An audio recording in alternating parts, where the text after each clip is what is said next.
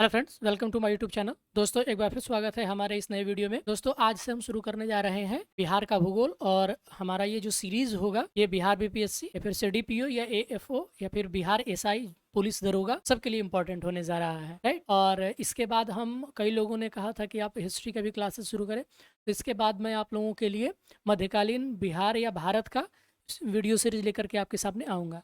फिलहाल चलिए शुरू करते हैं हम अपने आज के टॉपिक को, जिसका है बिहार का भूगोल। तो बिहार के भूगोल, आपको पता होगा कि बिहार एक भौगोलिक रूप से कैसा राज्य है, तो एक मैदानी राज्य है। और यह गंगा के मैदानी के क्षेत्रों में बसा हुआ है। और इसमें मैं बता दूं कि गंगा का जो मध्य पार्ट है, तो बिहार में गंगा का कौन सा पार्ट पड़ता है, तो मध्य वाला पार्ट पड़ता है।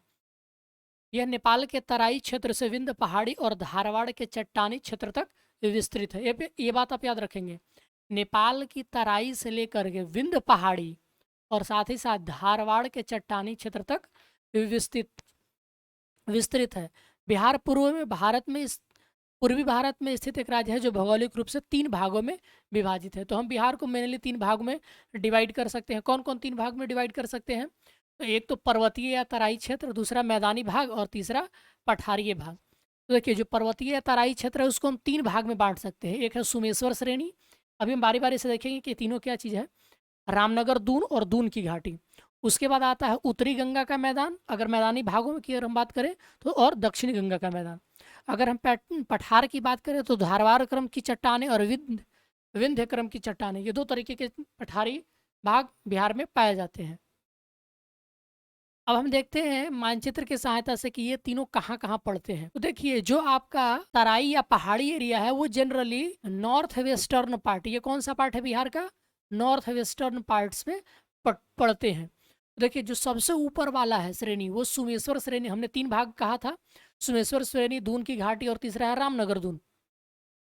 तो इसके 3 भाग हैं। पहला सुमेश्वर श्रेणी, दूसरा है दून की घाटी। आप देखेंगे उसके नीचे आएंगे तो, और उसके फिर नीचे आएंगे तो रामनगर दून पड़ता है, राइट। तो ये बिहार का है आपका पर्वतीय क्षेत्र। और बाकी आप जो देख रहे हैं इतनी सारी चीज़ें, ये सब नदी घाटियां हैं।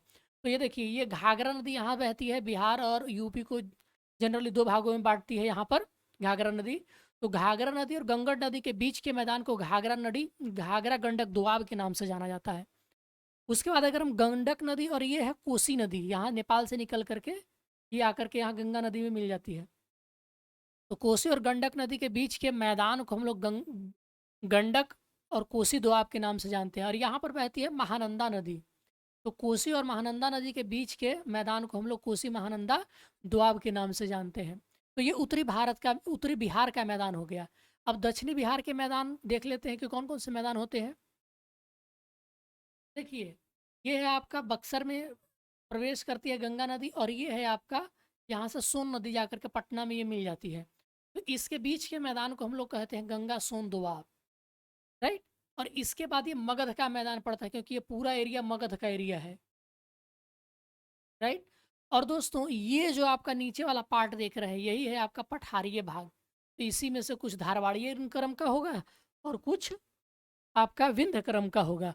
और ये अंग का मैदान है, भागलपुर वाला पार्ट होगा इसमें। चलिए, हमको कमेंट करके बताइए कि भागलपुर वाले पार्ट में यहाँ कौन सी रिवर बहती है। बहुत ही इम्पॉर्टेंट रिवर है और जनरली लोग नहीं जानते हैं इसके बारे में। तो चलिए, अंग के मैदान जो है, ये अंग के मैदान में कौन सी नदी बहती है, कमेंट करके ज़रूर बताएं। चलिए, पर्वतीय तराई क्षेत्र के बारे में जानते हैं। तो बिहार के उत्तर पश्चिम भाग में हिमालय पर्वत के शिवालिक श्रेणी का ये भाग है, और ये लगभग 932 वर्ग किलोमीटर में फैला हुआ है। और इसका मुख्य रूप से विस्तार जो है पश्चिमी चंपारण जिले में है। इसको 3 भागों में बांट सकते हैं: सोमेश्वर श्रेणी, रामनगर दून और दून की घाटी। देखिए, जो सोमेश्वर श्रेणी है त्रिवेणी संगम पर, यह नेपाल एवं बिहार की सीमा निर्धारित करता है। ये ऊंचाई 874 मीटर है। यह बिहार की सबसे ऊंची चोटी है। याद रखेंगे, सोमेश्वर श्रेणी जो है ये बिहार की सबसे ऊंची चोटी है और इसकी ऊंचाई 874 मीटर है। वहीं अगर हम रामनगर दून की बात करें तो यह हरहा नदी घाटी में है। याद रखेंगे, कहाँ है ये? तो हरहा नदी घाटी में। इस क्षेत्र की अधिकतम ऊंचाई जो है ये 240 मीटर है। वहीं अगर हम बात करें दून की घाटी की, तो इसका विस्तार सोमेश्वर श्रेणी और रामनगर दून के बीच में है, राइट। ये नीचे है, ये इन दोनों के बीच में दून की घाटी है। अभी हमने मैप में देखा।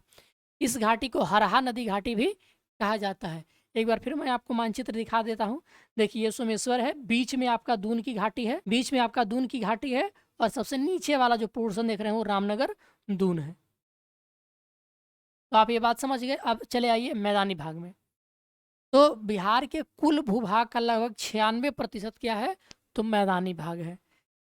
और इस मैदानी भाग का निर्माण गंगा और उसकी सहायक नदियों के निक्षेप से हुआ है, यानी कि उसके द्वारा बहाकर लाई गई मिट्टियों के निक्षेप से हुआ है। इस मैदान के मध्य से गंगा निकलती है। गंगा नदी की अवस्थिति के आधार पर इसे दो भाग में बांट सकते हैं हम। कौन कौन, तो उत्तरी गंगा का मैदान और दक्षिणी गंगा का मैदान। अब उत्तरी गंगा के मैदान को मेनली आप तीन भागों में बांट सकते हो, जिसे हम जनरली दोआब कहते हैं। दोआब का मतलब होता है दो नदियों के बीच की भूमि। और ये जो भी दोआब हैं, ये अपने जलोढ़ मृदा एवं उर्वरता के लिए प्रसिद्ध है। तो कुल तीन दोआब में आप उत्तरी गंगा के मैदान को बांट सकते हैं: घाघरा गंडक, गंडक कोसी, और कोसी महानंदा दोआब। राइट। अब दक्षिण गंगा के मैदान की क्या विशेषता है, तो दक्षिण गंगा के मैदान जो है, ये दक्षिण और दक्षिण के पठारी क्षेत्र में मध्य दक्षिण गंगा का मैदान अवस्थित है। उत्तरी गंगा के मैदान की तुलना में इसका आकार छोटा है, और इसका निर्माण गंगा के अतिरिक्त पठारी नदियों के निक्षेप से हुआ है। इस क्षेत्र को तीन भाग में बांट सकते हो। कौन कौन, तो गंगा सोन दोआब हमने देखा था अभी, इस साउथ वेस्टर्न पार्ट में। मगध का मैदान बीच वाला पोर्शन, और सबसे लास्ट वाला पोर्शन अंग का मैदान है। अब हम बात करते हैं पठार का, कि बिहार में पठार कौन कौन सी है। बिहार के दक्षिणी सीमा पर पठार और पहाड़ी क्षेत्र हैं, जो झारखंड से सीमा साझा करते हैं। दक्षिण में स्थित पठारी क्षेत्र में दो क्रम की चट्टानें अवस्थित है: धारवाड़ क्रम की चट्टानें जो कि मुंगेर, जमुई, नवादा और गया में है, और बिंद क्रम की चट्टानें जो कि कैमूर और रोहतास में है। याद रखेंगे, आपसे पूछा जाएगा धारवाड़ क्रम की चट्टानें निम्नलिखित में से किस जिले में नहीं पाई जाती है, और ऑप्शन दे देगा आपका कैमूर और रोहतास। राइट। तो आप याद रखेंगे, विंध्य क्रम की चट्टानें कैमूर और रोहतास में ही पाई जाती हैं। अन्य महत्वपूर्ण तथ्य क्या है, तो इसको हम जान लेते हैं। तो बिहार के उत्तरी गंगा के मैदान में प्राकृतिक रूप से जलमग्न निम्न भूमि क्षेत्र को हम लोग चौर या मान कहते हैं।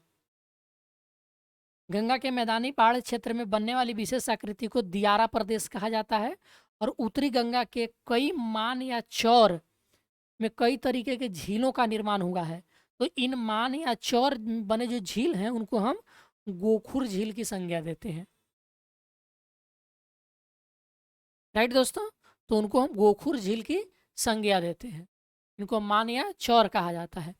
और यही चीज़ें अगर हम दक्षिणी बिहार में देखेंगे, तो दक्षिणी बिहार में इसको हम टाल कहते हैं। उत्तरी गंगा का मैदान बाढ़ की विभीषिका के लिए प्रसिद्ध होता है। अब हम पठारी भाग को देख लेते हैं कि पठारी भाग में किस तरह के चट्टानें पाई जाती है, उनका विस्तार जो है किन किन जिलों में है, और उनका निर्माण किस काल में हुआ है। तो अगर हम धारवाड़ क्रम की चट्टानों की अगर हम बात करें, तो ये पाया जाएगा मुंगेर, जमुई, नवादा, गया और राजगीर। जनरली जो एकदम बिल्कुल साउथ वाले राज्य हैं, बिल्कुल ही वेस्ट नहीं, थोड़ा सा नीचे वाले राज्य हैं। ये वाले राज्य तो हो जाएंगे आपके विंध्य वाले, और ये वाला हो जाएगा आपका धारवाड़, और ये हो जाएगा विंध्य। तो धारवाड़ियन क्रम में मुंगेर आ जाएगा, जमुई आ जाएगा, नवादा आ जाएगा, गया आ जाएगा, राजगीर आ जाएगा। मतलब नीचे वाले पार्ट ये हैं, और थोड़ा सा ये वाला बिहार का ये पार्ट बच जाता है। और धारवाड़ क्रम की चट्टानें जो प्री कैम्ब्रियन, और विंध्य क्रम की चट्टानें भी प्री कैम्ब्रियन, दोनों एक ही एरा में बने हैं। और विंध्य चट्टानें कैमूर और रोहतास में पाई जाती है। और अगर पूछा जाए कि सबसे प्राचीन पहाड़ी क्षेत्र कौन सा है, याद रखेंगे धारवाड़ियन क्रम है ये। और दूसरा सबसे प्राचीन पहाड़ी अगर पूछा जाए तो विंध्य क्षेत्र की हो जाएगा। सीमेंट उद्योग इसमें बड़ा ही मशहूर उद्योग है, चूना पत्थर के लिए प्रसिद्ध है। अगर हम बात करें टर्सियरी, तो ये प्लेस्टोसीन एरा में बना हुआ है टर्सियरी क्रम की चट्टानें, और ये आपको मिलेंगे पश्चिमी चंपारण में। सोमेश्वर पहाड़ी स्थित क्षेत्र सबसे नवीन पहाड़ी क्षेत्र है ये। अगर हम क्वाटरनरी क्षेत्र की बात करें, तो प्लेस्टोसीन एवं होलोसीन, ये गंगा का मैदान, ये जो आपका बाकी जो क्षेत्र बच जाते हैं, उनमें क्वाटरनरी चट्टानें पाई जाती है, और इसका निर्माण प्लेस्टोसीन और होलोसीन एरा में हुआ है। इसमें अधिकांश मैदानी भाग है और कृषि के लिए उपयुक्त है। अब हम बिहार की जलवायु के बारे में बात करते हैं, है ना।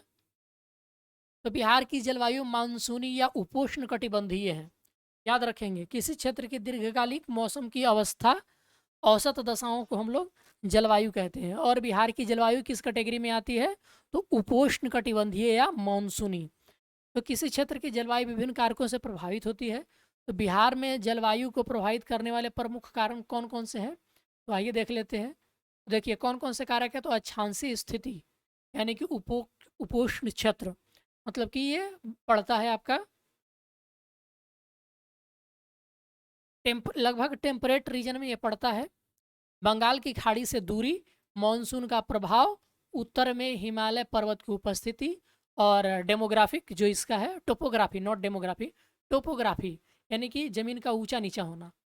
बिहार के उत्तरी भाग एवं दक्षिणी भाग के भौगोलिक दशाओं में अंतर के कारण विभिन्न भूगोलवेताओं ने बिहार की जलवायु का अलग अलग वर्गीकरण किया है। तो ये अक्सर बहुत पूछे जाते हैं दोस्तों, बीपीएससी में भी बहुत बार पूछा गया है ये। तो कोपेन आपको पता होगा कि ये एक अंतर्राष्ट्रीय संस्था है जो जलवायु वर्गीकरण का काम करती है।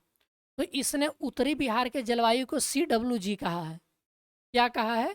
CWG। लेकिन अगर दक्षिणी बिहार की जलवायु की बात करें तो AW है ये।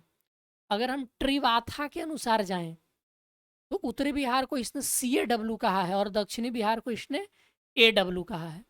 अगर थॉर्नवेट के अनुसार जाएं तो उत्तर पश्चिम संकीर्ण क्षेत्र को CB-W और शेष बिहार को CA-W के बारे में। तो जनरली आपसे कोपेन वाला पूछा जाता है। तो कोपेन वाला उत्तर बिहार CWG, दक्षिण बिहार AW। अब बिहार में सामान्यतः 3 तरह की ऋतुएं पाई जाती हैं। कौन कौन सी ऋतुएं पाई जाती हैं? तो ग्रीष्म ऋतु जब सूर्य के उत्तरायण में स्थित होती है तब तापमान में वृद्धि से वायुदाब में कमी आने लगती है। मार्च से मध्य जून की स्थिति होती है। इस मौसम में पश्चिमी और मध्य बिहार में गर्म हवाएं चलती है जिन्हें लू कहा जाता है। इस मौसम में तापमान जो है 32 डिग्री सेल्सियस होता है। सबसे गर्म स्थान गया 47 डिग्री सेल्सियस है। मानसून आने के पूर्व बिहार में बंगाल की खाड़ी से आने वाले उष्णकटिबंधीय चक्रवातों के कारण वर्षा होती है जिसे नॉर्वेस्टर या काल वैसाखी कहते हैं। अब वर्षा ऋतु जून मध्य से अक्टूबर मध्य के बीच के समय को बिहार में वर्षा ऋतु के रूप में जाना जाता है। बिहार में मानसून का प्रवेश मध्य जून में होता है। बिहार में जुलाई एवं अगस्त में अधिक वर्षा होती है। अगर हम बिहार में औसत वर्षा 112 सेंटीमीटर होती है। यहाँ सर्वाधिक वर्षा किशनगंज 205 सेंटीमीटर जिले में होती है। सबसे कम वर्षा औरंगाबाद में 101 सेंटीमीटर होती है। बिहार में दक्षिण पश्चिम मानसून की बंगाल की खाड़ी की शाखा से सर्वाधिक वर्षा होती है। याद रखेंगे, दक्षिण पश्चिम मानसून के बंगाल की खाड़ी की शाखा से सबसे ज़्यादा वर्षा होती है। बिहार में उत्तरी भाग अधिक वर्षा प्राप्त करता है जिसके कारण उत्तरी बिहार जो है बाढ़ से तथा दक्षिणी बिहार का कुछ भाग सूखा से प्रभावित होता है। अगर हम ग्रीष्म ऋतु की बात करें तो यह मध्य अक्टूबर से फरवरी तक होता है और मानसून लौटने के साथ बिहार में शीत ऋतु प्रारंभ होती है। बिहार में दिसंबर और जनवरी के माह सर्वाधिक ठंड पड़ती है। सर्वाधिक ठंडा जिला भी गया ही है आपका। दिसंबर जनवरी माह में भूमध्य सागर से आने वाले शीतोष्ण चक्रवात के कारण पश्चिमी और मध्य बिहार में हल्की वर्षा होती है। रबी की फसल के लिए उपयोगी होती है। अत्यधिक ठंड बिहार में रबी फसल के लिए लाभदायक होता है। अब बिहार में कृषि जलवायु क्षेत्र की अगर बात करें तो बिहार में कृषि की दशाएं और फसल वर्गीकरण के आधार पर कृषि जलवायु क्षेत्र को 3 वर्गों में बांटा गया है। दक्षिणी बिहार के तीसरे वर्ग को 2 उपवर्गों में विभाजित किया गया है। तो पहला है क्या है? जोन 1, जोन 2, जोन 3 और जोन 4। तो एक है आपका उत्तर पश्चिम, फिर एक है उत्तर पूर्व, फिर एक है दक्षिण पश्चिम और एक है दक्षिण पूर्व। तो आपसे पूछा जाता है कि सबसे ज़्यादा जिला किस में पाए जाते हैं? तो ये उत्तर पश्चिम में पाए जाते हैं और इसमें करीब 13 जिले आते हैं। और एक खास बात याद रखेंगे, कुछ जो किताबें हैं वो दक्षिणी बिहार के कृषि जलवायु को एक ही वर्गीकरण में रखते हैं। तो इसलिए देख रहे हैं ना, जोन 3 भागों में बांटा गया है, फिर 3 को ए और बी में बांटा गया है। तो 3 का ए हो जाएगा दक्षिण पूर्वी और 3 का बी हो जाएगा दक्षिण पश्चिमी। ठीक है, तो ये 3 तरीके के बिहार के जलवायु वर्गीकरण किए गए हैं। अब याद रख लेते हैं कि जोन 1 जो कि आपका था नॉर्थ वेस्टर्न पार्ट में, तो इसमें 13 जिले आते हैं। पश्चिमी चंपारण, पूर्वी चंपारण, शिवहर, सीतामढ़ी, मधुबनी, गोपालगंज, सिवान, सारण, मुजफ्फरपुर, दरभंगा, वैशाली, समस्तीपुर और बेगूसराय। जोन 2 की अगर बात करें हम, सुपौल, अररिया, किशनगंज, सहरसा, कटिहार, खगड़िया, पूर्णिया और मधेपुरा। अगर हम जोन 3 की बात करें तो जोन 3 में 2 पार्ट होते हैं, जोन 3 है, जोन 3 भी। तो ए में 6 है और बी में 11 जिले हैं। भागलपुर, बांका, मुंगेर, जमुई, शेखपुरा और लखीसराय, बक्सर, भोजपुर, पटना, अरवल, जहानाबाद, नालंदा, कैमूर, रोहतास, गया और नवादा, औरंगाबाद। तो ये हैं आपके जोन 3 में। अब हम विभिन्न जोन में देख लेते हैं कि वर्षा कितनी होती है और कौन सी मिट्टी और कौन से फसल होते हैं। तो उत्तर पश्चिमी भाग की अगर हम बात करें तो वहाँ पर औसत वर्षा 104 से लेकर के 145 सेंटीमीटर तक होती है और यहाँ खादर मिट्टी पाई जाती है। और मुख्य फसल क्या है तो गन्ना, धान, गेहूँ, अरहर, मक्का इत्यादि है। अगर जोन 2 यानी कि उत्तर पूर्वी क्षेत्र की अगर हम बात करें तो 120 से 140 सेंटीमीटर तक होती है। मुख्य फसलें जूट, धान, चाय, मक्का। जोन 3 की दक्षिणी क्षेत्र की बात करें तो इस क्षेत्र में औसत वर्षा 95 से 115 सेंटीमीटर तक होती है। यहाँ बांगर मिट्टी की प्रधानता है। मुख्य फसलें गेहूँ, दाल, अरहर, चना इत्यादि है। अब बिहार के अपवाह तंत्र की बात करते हैं तो बिहार अपवाह तंत्र की दृष्टि से एक समृद्ध राज्य है। यहाँ नदियों एवं उसकी सहायक नदियों का विस्तृत जाल है। तो 2 भाग में यहाँ की नदियों को आप डिवाइड कर सकते हैं, हिमालय नदियाँ और पठारी नदियाँ। तो अक्सर आपसे अंतर पूछने के लिए दिया जाता है, तो ये कॉमन से कुछ अंतर है, आप याद रखेंगे। ये हिमालय नदियाँ सदाबहार होती है, उत्तर से दक्षिण की ओर प्रवाहित होती है, पूर्ववर्ती होती हैं, बड़े बड़े डेल्टा बनाती हैं, बाल्यावस्था में है, मार्ग परिवर्तन गोखुर झील बनाती हैं, अत्यधिक जल संग्रह करती है। और इसमें कौन कौन से प्रमुख हैं तो गंगा, गंडक, कोसी, महानंदा, बागमती। अगर पठारी नदियाँ तो ये वर्षा आधारित है, दक्षिण से उत्तर की ओर बहती हैं, अनुवर्ती होती हैं, छोटे डेल्टा बनाती हैं, प्रौढ़ अवस्था में है, धीरे धीरे गमन करती हैं, बाढ़ की संभावना कम होती है। और कुछ प्रमुख डेल्टाई पठारी नदियां हैं, सोन, पुनपुन, फल्गु और अजय। तो आप मैप में देख सकते हैं कौन सी नदी कहाँ पर है। तो ये आपका घाघरा नदी है, ये आपका गंगा नदी है। आप ये भी देख लीजिए चलिए कि कौन सी नदी कहाँ आकर के मिलती है। ठीक है, गंडक नदी ये है, यहाँ आकर मिल रही है। सोन नदी देखिए यहाँ आकर के मिल रही है। पुनपुन नदी देखिए यहाँ मिलकर रही है आपका। फल्गु नदी जिसे हम निरंजना नदी भी कहते हैं, और मोहना नदी। मोहना नदी याद रखेंगे फल्गु नदी की सहायक नदी होती है। ये बीपीएससी पूछ चुकी है, आप याद रखेंगे। देखिए मैंने इसी पूछा था कि क्यूल रिवर जो होता है, आप कुछ देर पहले मैंने आपसे पूछा था कि अंग मैदान में कौन सी नदी बहती है, तो क्यूल नदी बहती है अंग के मैदान में। ये भी गंगा में मिल जाती है। ये देखिए बूढ़ी गंडक, ये बागमती, ये कमला, कोसी और महानंदा। महानंदा को हम लोग नेपाल में मेची नदी के नाम से भी जानते हैं। अब सबका उद्गम स्थल जान लेते हैं, उसकी लंबाई क्या क्या है जान लेते हैं हम। तो गंगा गंगोत्री उत्तराखंड से निकलती है, कहाँ मिलती है तो बंगाल की खाड़ी में जाकर के गिरती है। कुल लंबाई बिहार में कितनी है 445 किलोमीटर है। घाघरा नदी तिब्बत से निकलती है और सारण गंगा में जाकर के मिलती है, 83 किलोमीटर बिहार में इसकी लंबाई है। गंडक नेपाल से निकलती है, गंगा सोनपुर में आके मिल जाती है और बिहार में इसकी लंबाई 260 किलोमीटर है। बूढ़ी गंगा सोमेश्वर पहाड़ी से निकलती है, गंगा खगड़िया में जाकर के मिल जाती है और 320 किलोमीटर बिहार में लंबाई है। बागमती महाभारत श्रेणी नेपाल से निकलती है, कोसी में जाकर के मिल जाती है, 394 किलोमीटर बिहार में इसकी लंबाई है। कमला नदी ये महाभारत श्रेणी नेपाल से निकलती है और कोसी में मिल जाती है। कोसी कहाँ से निकलती है तो गोसाई स्थान नेपाल से निकलती है। और गंगा कुर्सेला कटिहार में मिलती है, वेरी वेरी इंपॉर्टेंट। बिहार में इसकी कुल लंबाई 260 किलोमीटर है। अगर हम बात करें महानंदा रिवर की तो महानंदा रिवर पश्चिम बंगाल के दार्जिलिंग जिले के पहाड़ी से निकलती है और गंगा मालदा में जाकर के मिल जाती है। बिहार में लंबाई ज्ञात नहीं है। कर्मनासा बिंद पहाड़ी गंगा चौसा में मिलती है। सोन नदी अमरकंटक से निकलती है और गंगा दानापुर में मिल जाती है। पुनपुन नदी झारखंड पलामू से निकलती है और गंगा फतुहा में मिल जाती है। फल्गु निरंजना नदी छोटा नागपुर पहाड़ से निकलती है और पुनपुन नदी के साथ गंगा में मिल जाती है। अजय नदी जमुई से निकलती है और पश्चिम बंगाल गंगा में जाकर के मिल जाती है। वहीं अगर हम बात करें क्यूल नदी की तो ये हजारीबाग झारखंड से निकलती है, गंगा लखीसराय में मिल जाती है। सकरी नदी छोटा नागपुर से निकलती है और क्यूल नदी के साथ गंगा में मिल जाती है। अब हम जो कुछ प्रमुख नदियां हैं उनके बारे में विस्तार से जान लेते हैं। तो गंगा नदी उत्तराखंड के गंगोत्री ग्लेशियर से निकलती है, इसकी लंबाई 2225 किलोमीटर है, जिसमें बिहार में इसकी लंबाई 425 किलोमीटर है। सबसे ज़्यादा किसी नदी की लंबाई अगर बिहार में है तो वो गंगा नदी की है 445 किलोमीटर। देवप्रयाग में अलकनंदा और भागीरथी याद रखेंगे, देवप्रयाग में। जैसे कभी कभी ऑप्शन में दे देता है रुद्रप्रयाग, नहीं, देवप्रयाग में अलकनंदा और भागीरथी नदियों के मिलने से इसका नाम गंगा पड़ता है। गंगा नदी बिहार के सबसे प्रमुख नदी और प्रवाह तंत्र का आधार है। तो गंगा नदी बिहार के बक्सर जिले के चौसा में प्रवेश करती है और कटिहार एवं भागलपुर सीमा बनाते हुए बिहार से पश्चिम बंगाल में चली जाती है। इस दौरान गंगा नदी बिहार के 12 जिलों से होकर गुजरती है, याद रखेंगे। बिहार में गंगा नदी की सर्वाधिक लंबाई पटना जिले में है। गंगा की सहायक नदियों में घाघरा, गंडक, बूढ़ी गंडक, कोसी, सोन, पुनपुन ये सब हैं, जबकि महानंदा, अजय बिहार से बाहर गंगा में मिलती है।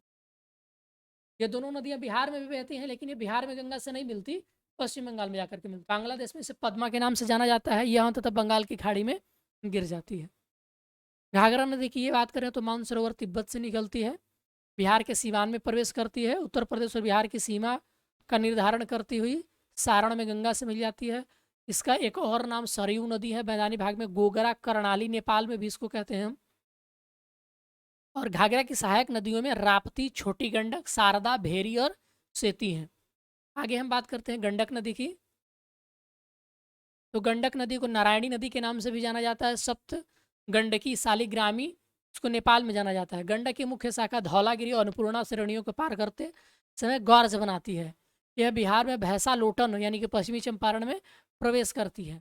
यह उत्तर प्रदेश से बिहार के लगभग 45 किलोमीटर की सीमा बनाती है। इसकी सहायक नदी में काली गंडक, त्रिशूली और बूढ़ी गंडक है। इसमें मिलने वाले गोल गोल काले पत्थरों को शालिग्राम के नाम से जाना जाता है। अब बूढ़ी गंडक के बारे में जान लेते हैं। तो ये सोमेश्वर श्रेणी के पश्चिमी भाग से निकल करके पश्चिमी चंपारण, पूर्वी चंपारण, मुजफ्फरपुर, समस्तीपुर, बेगूसराय में बहते हुए अंत में खगड़िया जिले में गंगा नदी में मिल जाती है। इसका अन्य नाम जो है सिकरहना है। ऊपरी भाग में इसको इस नाम से बुलाया जाता है। इनकी सहायक नदियां मसान, बालोर, तिऊर और धनौती हैं। बागमती नदी की अगर हम बात करें तो ये नेपाल में हिमालय के महाभारत श्रेणी से निकलती है और बिहार में सीतामढ़ी जिले में प्रवेश करती है तथा अंत में गंगा नदी में विलीन हो जाती है। पहले यह बूढ़ी गंडक में मिलती थी, लेकिन अब यह कमला नदी से मिलकर कोसी नदी में मिल जाती है। इसकी सहायक नदियों में लाल बकिया, लखनदेई, मनोहरा, अवधारा और विष्णुमती आदि हैं। नेपाल में इस नदी के तट पर काठमांडू और पशुपतिनाथ मंदिर स्थित है। आगे हम बात करेंगे कोशी नदी के बारे में। तो यह नेपाल के उत्तर पूर्व स्थित गोसाई स्थान से निकलती है और नेपाल में इसे सप्तकोशिकी के नाम से जाना जाता है, क्योंकि यह 7 धाराओं से बनी है।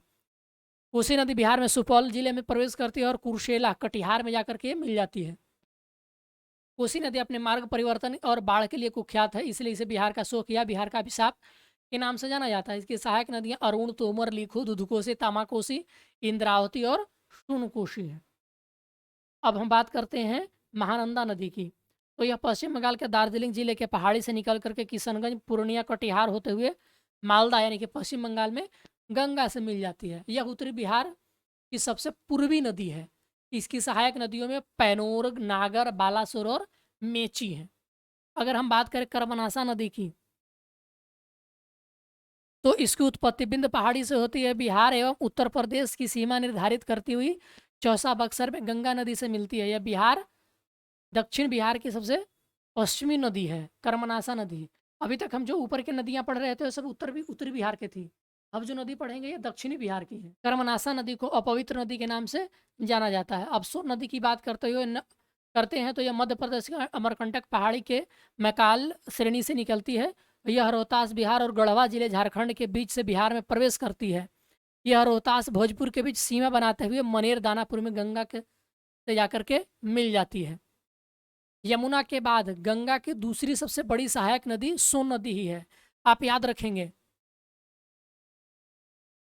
अगर नहीं, ये दक्षिणी भारत की मैं बात कर रहा हूं। तो अगर दक्षिणी भारत नहीं, दक्षिणी साइड से गंगा में मिलने वाली नदियों की अगर हम बात करें तो यमुना के बाद अगर कोई सबसे बड़ी नदी है तो वो है सोन नदी। इसकी प्रमुख सहायक नदियों में आप याद रखेंगे तो रिहंद, कन्हार और उत्तरी कोयल है। सोन नदी पर आपका डेहरी बांध है रोहतास में, इंद्रपुरी बराज है रोहतास में, बाण सागर बांध है मध्य प्रदेश में।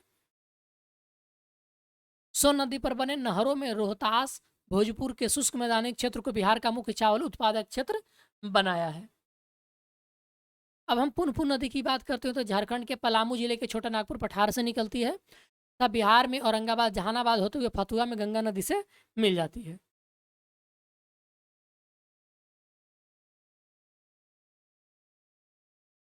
अब हम फल्गु नदी की बात करते हैं तो हजारीबाग के पठार से निकलने वाली लीलाजन, निरंजना और मोहना नदी के मिलने से बनती है। तो याद रखेंगे फल्गु नदी की दो सहायक नदियां हैं लीलाजन और मोहना, इसको हम निरंजना कहते हैं। तो इन दोनों के मिलने से बनती है और अंततः गया होते हुए पुनपुन नदी में मिल जाती है जो गंगा की उपनदी है। गया में फल्गु नदी के पास विष्णुपद मंदिर है। यहाँ पे पितृपक्ष के दौरान लाखों की संख्या में हिंदू धर्म के तीर्थयात्री आते हैं। चलिए आप कमेंट करके बताइए कि विष्णुपद मंदिर का निर्माण किसने किया था। फल्गु नदी पर भारत का सबसे बड़ा रबर डैम गयाजी डैम बनाया गया है। फल्गु नदी के किनारे ही गौतम बुद्ध को ज्ञान की प्राप्ति हुई थी। एक्चुअली फल्गु नदी नहीं, निरंजना नदी के तट पर हुआ था।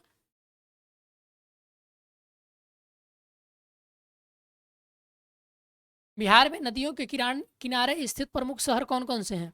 देखिए पटना गंगा नदी, मोकामा गंगा नदी, मुंगेर गंगा नदी, भागलपुर गंगा नदी, बक्सर गंगा नदी, छपरा घाघरा नदी, हाजीपुर गंडक नदी, सोनपुर गंडक नदी, मुजफ्फरपुर बूढ़ी गंडक, खगड़िया बूढ़ी गंडक, समस्तीपुर बूढ़ी गंडक, दरभंगा बागमती नदी, गया फल्गु नदी और फतुहा पुनपुन नदी और गंगा नदी। चलिए बिहार की नदी घाटी परियोजनाओं के बारे में जान लेते हैं फटाफट। तो 3 बहुउद्देशीय परियोजनाओं का निर्माण किया गया है और इन परियोजनाओं में बाढ़ नियंत्रण, सिंचाई प्रबंधन, जल संरक्षण, पर्यटन, परिवहन और ऊर्जा उत्पादन ये प्रमुख उद्देश्य हैं। तो एक सोन नदी घाटी परियोजना, गंडक नदी घाटी परियोजना और कोसी नदी घाटी परियोजना। तो सबसे पहले हम बात करते हैं सोन नदी घाटी परियोजना के बारे में। तो ये एक बहुउद्देशीय परियोजना थी। इसका निर्माण जो 1874 में डेहरी रोहतास में किया गया था। यह बहुउद्देशीय नदी परियोजना बिहार की सबसे पुरानी एवं प्रथम नदी और प्रथम नदी घाटी परियोजना है। Very very important. कब बना था? 1874 में। डेहरी में बारून के पास सोन नदी पर बांध बनाकर 2 नहरें निकाली गई हैं, पूर्वी सोन नहर और पश्चिमी सोन नहर। तो जो पूर्वी सोन नहर है यह औरंगाबाद, गया, जहानाबाद, अरवल, पटना तक सिंचाई होती है ये। और अगर पश्चिमी सोन नहर की बात करें तो इस नहर से रोहतास, कैमूर, बक्सर, भोजपुर जिलों में सिंचाई की जाती है। सोन नहर पर 2 जल विद्युत केंद्र, डेहरी जल विद्युत केंद्र 6.6 मेगावाट तथा बारून जल विद्युत केंद्र 3.3 मेगावाट स्थापित किए गए हैं। गंडक बहुउद्देशीय परियोजना, गंडक परियोजना भारत एवं नेपाल की संयुक्त परियोजना है। इसका लाभ बिहार, उत्तर प्रदेश एवं नेपाल को मिलता है। गंडक परियोजना के लिए 1959 ईस्वी में नेपाल के साथ समझौता हुआ। इस परियोजना का कार्य 1960 ईस्वी में प्रारंभ हुआ। इस परियोजना के अंतर्गत भारत नेपाल सीमा पर भैंसा लोटन के पास गंडक नदी पर बांध का निर्माण कर जलाशय का निर्माण किया गया है। आपको 2 चीज़ें इसमें इंपॉर्टेंट है। 1959 ईस्वी में नेपाल के साथ समझौता हुआ था और 1960 में इस पर काम शुरू हो गया था। कहाँ पर है ये? तो भैंसा लोटन। यह बराज बांध वाल्मीकि नगर के पास त्रिवेणी संगम के पास निर्मित है ये। अच्छा दोस्तों, मैं यहाँ से एक आपको सवाल पूछता हूँ, इसको त्रिवेणी संगम क्यों कहा जाता है? अभी तक तो हम लोगों ने प्रयागराज को त्रिवेणी संगम के रूप में सुना है, लेकिन हम लोग वाल्मीकि नगर में ये जो बारात बंद इसके पास जो त्रिवेणी संगम है, ये त्रिवेणी संगम क्या है? चलिए आप लोग कमेंट करके बताइए। यहीं पर दोस्तों विराट रामायण मंदिर बन रहा है, आप याद रखेंगे। मैं आपको एक करंट अफेयर्स की न्यूज बता रहा हूँ। चलिए बताइए कि ऐसा क्या है इस त्रिवेणी संगम में। गंडक परियोजना में जलाशय के पूर्व एवं पश्चिम की ओर नहर निकाली गई है, पूर्वी गंडक नहर और पश्चिमी गंडक नहर। पूर्वी नहर के 3 भागों में विभक्त किया जा सकता है, जैसे कि तिरहुत, त्रिवेणी और दोन नहर के नाम से जाना जाता है। तिरहुत, त्रिवेणी और दोन नहर से पश्चिमी चंपारण, पूर्वी चंपारण, मुजफ्फरपुर और वैशाली आदि जिलों की सिंचाई होती है। वहीं पश्चिमी नहर जलाशय से नेपाल होकर निकलती है। नेपाल में सिंचाई के अतिरिक्त इनसे निकलने वाली सहायक नहरों से उत्तर प्रदेश में गोरखपुर, देवरिया, बिहार में सीवान, सारण में सिंचाई होती है। इस परियोजना के तहत पूर्वी नहर पर 15 मेगावाट का जल विद्युत केंद्र स्थापित किया गया है। इसी प्रकार का विद्युत केंद्र पश्चिमी नहर पर भी बना है। कोसी बहुउद्देशीय परियोजना, कोसी परियोजना भारत एवं नेपाल की संयुक्त परियोजना है। इस परियोजना की स्थापना 1953 ईस्वी में की गई थी। यह परियोजना 1954 में लागू हुई थी। इस परियोजना के तहत हनुमान नगर बांध बनाकर नेपाल में जलाशय का निर्माण किया गया है। यह परियोजना 1965 ईस्वी में पूर्ण रूप से तैयार हुई। कोसी पर निर्मित जलाशय की पूर्व एवं पश्चिम की ओर नहरों का निर्माण किया गया है। पूर्वी कोसी नहर, इससे अररिया, सुपौल और पूर्णिया आदि में सिंचाई होती है। पश्चिमी कोसी नहर, इससे दरभंगा, मधुबनी, सुपौल और बेगूसराय में सिंचाई होती है। अब हम जलप्रपात की बात कर लें तो कि बिहार में कौन कौन से जलप्रपात है।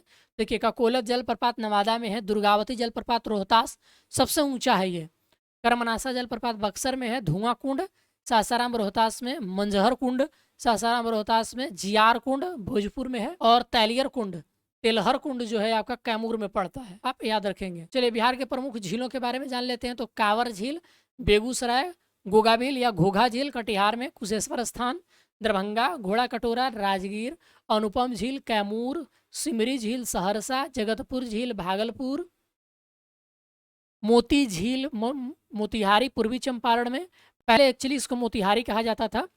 सरैयामान बेतिया, पहले पश्चिमी चंपारण को बेतिया के नाम से जाना जाता था, और पिपरामान मोतिहारी जो कि जिसका नया नाम पूर्वी चंपारण है। अब बिहार की प्रमुख नहरें कौन कौन से हैं तो ये जान लेते हैं। तो बिहार की प्रमुख नहरों में दोस्तों आ जाएगा त्रिवेणी, जो कि गंडक नदी पर से बनाया गया है, तिरहुत गंडक नदी पर बनाया गया है। कौन कौन से क्षेत्र हैं ये दोनों जो है गंडक नदी पर बनाया गया है, त्रिवेणी और तिरहुत नहर, पश्चिमी चंपारण पूर्वी चंपारण मुजफ्फरपुर और वैशाली, और इसी गंडक नदी पर दोनों नहर भी है। तो इन तीनों नहरों से इन जिलों की सिंचाई होती है। एक्चुअली दो नहर से और भी नेपाल में भी इसकी और उत्तर प्रदेश में भी सिंचाई होती है। पूर्वी कोशी, कोशी अररिया सुपौल और पूर्णिया, पश्चिमी कोसी, कोसी नदी पर से बनाया गया है, दरभंगा मधुबनी और सुपौल। राजपुर की अगर बात करें तो कोसी नदी से निकला है, सहरसा मधेपुरा और बेगूसराय।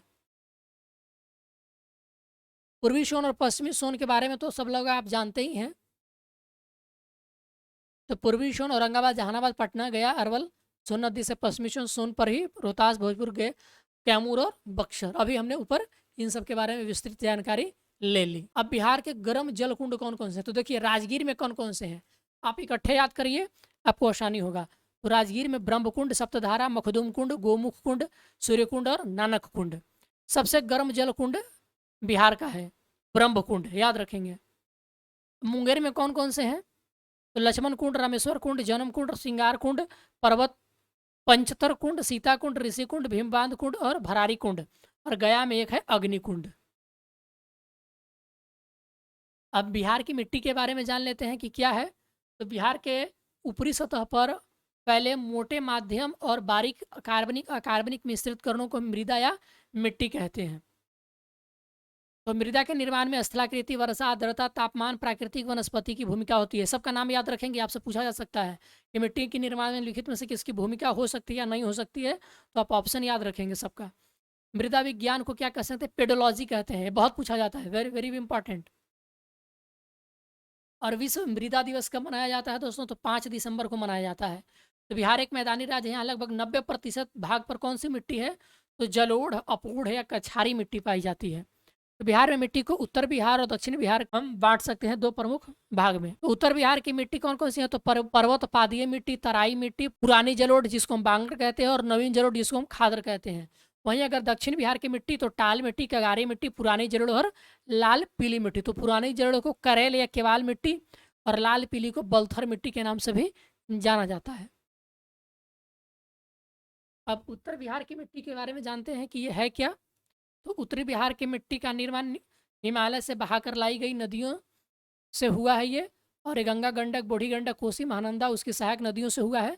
इस मिट्टी को आप 4 भाग में बांट सकते हो। एक पर्वत पादीय मिट्टी जो अभी हमने ऊपर देखा, तो इस मिट्टी का जो विस्तार है वो पश्चिमी चंपारण के उत्तरी पश्चिम भाग के सुमेश्वर श्रेणी के आसपास पाई जाती है। और इस मृदा में अधिक नमी पाई जाती है क्योंकि सबसे अधिक वर्षा भी यहीं होती है।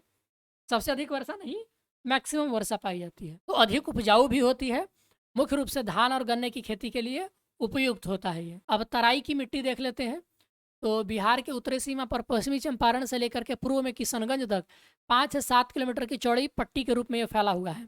कहीं कहीं कंकड़ और रेत की मात्रा अधिक पाई जाती है और कहीं कहीं दलदली भूमि का भी विकास है। यह मिट्टी हल्के भूरे और पीले रंग की होती है। धान, पटसन और गन्ने की खेती के लिए ये अनुकूल मानी जाती है। अगर पुरानी जलोढ़ यानी बांगर मिट्टी की बात करें तो यह मिट्टी का विकास उन क्षेत्रों में होता है जहां बाढ़ का पानी प्रतिवर्ष नहीं पहुंचता है, जैसे कि घाघरा, गंडक, दोआब और बूढ़ी गंडक के पश्चिमी भाग। प्रमुख जिले हैं पूर्णिया, सहरसा, दरभंगा, मुजफ्फरपुर। इस मृदा में चूना और पोटास की मात्रा अधिक होती है तथा फास्फोरस और नाइट्रोजन की कमी होती है। इसकी प्रकृति क्षारीय होती है। इसमें मुख्य रूप से धान, गेहूं, मक्का, तंबाकू आदि गन्ना आदि उगाए जाते हैं। और नवीन जलोढ़ की अगर हम बात करें, जिसको हम खादर मिट्टी कहते हैं, तो नदियों द्वारा प्रतिवर्ष लाए गए अवसादों से खादर मिट्टी का निर्माण होता है। इस मिट्टी का विस्तार गंगा, गंडक, बूढ़ी गंडक, कोसी, महानंदा की निचली घाटी में स्थित है। और इस मिट्टी का रंग गहरा भूरा होता है। इसमें बालू एवं चीका यानी कि क्ले की प्रधानता होती है। इस मिट्टी में नाइट्रोजन की कमी होती है। यह मिट्टी अत्यधिक उर्वरक होती है, जिसमें पर्याप्त सिंचाई होने पर धान, गेहूं, जूट और मक्का इत्यादि की पैदावार अच्छी होती है।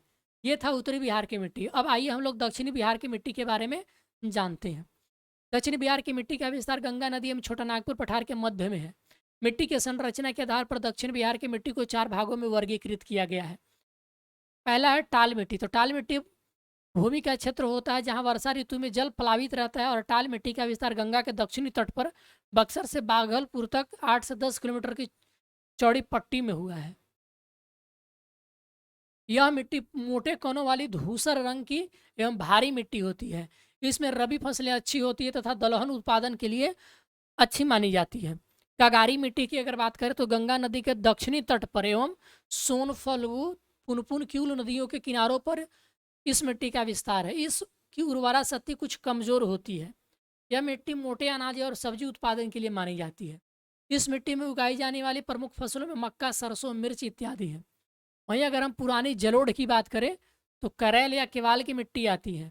इस मिट्टी का विस्तार बक्सर, उत्तरी गया, पटना, नालंदा, मुंगेर से लेकर के भागलपुर तक है। इस मिट्टी की उर्वरा शक्ति अधिक होती है। इसमें जल सोखने की क्षमता भी अधिक होती है। इस मिट्टी का रंग गहरा भूरा, पीला एवं हल्का होता है। इस मिट्टी में उगाई जाने वाली प्रमुख फसलें जो हैं मक्का, धान, बाजरा, आलू और अरहर, गेहूं इत्यादि हैं। अगर हम बात करें लाल मिट्टी या बलथर मिट्टी की, तो पश्चिम में कैमूर श्रेणी के निकट से पूर्व में राजमहल की उच्च भूमि तक 8 से 15 किलोमीटर की चौड़ी पट्टी में इस मिट्टी का विस्तार आपको देखने के लिए मिलता है। अब यह मिट्टी जमुई, मुंगेर, खगड़पुर पहाड़ी क्षेत्र, बांका, नवादा और औरंगाबाद के पठारी क्षेत्रों में पाई जाती है। इस मिट्टी में रेत और कंकड़ की बहुलता है और इसकी उर्वरा शक्ति काफ़ी कम होती है। मिट्टी में जल संग्रहण की क्षमता भी कम होती है। लौह तत्व की प्रधानता के कारण इसका जो रंग है हल्का लाल होता है। इसकी प्रकृति अम्लीय होती है। Very very important. इस मिट्टी में मक्का, ज्वार, बाजरा, अरहर आदि मोटे अनाज उगाए जाते हैं। अब कुछ इंपॉर्टेंट बिंदु क्या है, तो लाल बलुई मिट्टी कैमूर और रोहतास के पठारी क्षेत्रों में पाई जाती है। इस मिट्टी में बालू और लेटेराइट मिट्टी के अंश भी पाए जाते हैं। इस मिट्टी में मुख्य रूप से ज्वार, बाजरा, मक्का आदि मोटे अनाज उपजाए जाते हैं। वन एवं वन्य जीव की बात करते हैं हम, तो बिहार एक मानसूनी प्रदेश है। यहाँ मुख्य रूप से मानसूनी पर्णपाती वन पाए जाते हैं। इन पर्णपाती वनों को उनकी विशिष्टता के आधार पर 2 भागों में बांट सकते हैं। ठीक है, आर्द्र पर्णपाती वन और शुष्क पर्णपाती वन। तो आर्द्र पर्णपाती वन क्या है, तो आर्द्र पर्णपाती वन उन क्षेत्रों में पाया जाता है जहाँ वर्षा में औसतन 120 सेंटीमीटर से अधिक वर्षा होती है। किशनगंज, पश्चिमी चंपारण, वाल्मीकि नगर वन एवं नेपाल के सीमावर्ती क्षेत्र में पाए जाते हैं। ऐसे वनों में साल, सेमल, जामुन, सागवान आदि के वृक्ष मिलते हैं। इसके अतिरिक्त इन वनों में सवई घास, हाथी घास, नरकट, बेत आदि की झाड़ियाँ पाई जाती हैं। अगर हम शुष्क पर्णपाती वन की बात करें तो यह उन क्षेत्रों में पाए जाते हैं जहाँ वर्ष में वर्षा औसतन 120 सेंटीमीटर से कम होती है। बिहार के अधिकांश भागों में इसी प्रकार के वन पाए जाते हैं। कैमूर की पहाड़ी, मुंगेर, जमुई, बांका आदि क्षेत्रों में पाया जाता है। शीशम, अमलतास, साल, खैरा, महुआ, पलास, जामुन, बांस आदि के वृक्ष पाए जाते हैं। अब दोस्तों अगले वीडियो में हम लोग बात करेंगे प्रमुख अभ्यारण्य के बारे में। तो हम वीडियो अगर यहीं पे कंटिन्यू करते हैं तो हमारा वीडियो लंबा हो जाएगा। तो आप लोग कमेंट करके जरूर बताएं कि आप लोगों को ये वीडियो कैसा लग रहा है। वीडियो देखने के लिए आप सबका बहुत बहुत शुक्रिया। मिलते हैं नेक्स्ट वीडियो में, तब तक के लिए धन्यवाद।